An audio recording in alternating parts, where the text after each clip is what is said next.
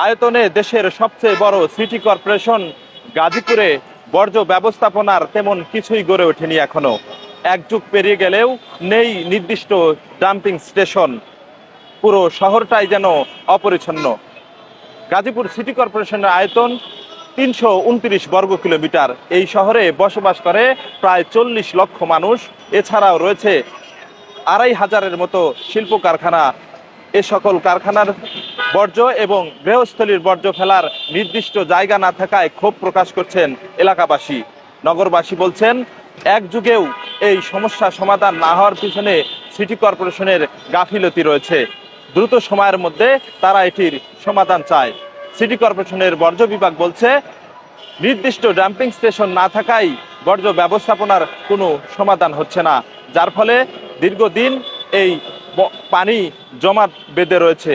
তবে দ্রুত সময়ই এটি সমাধান হবে বলেও জানান সিটি কর্পোরেশন। রেজাউল করিম, গাজীপুর।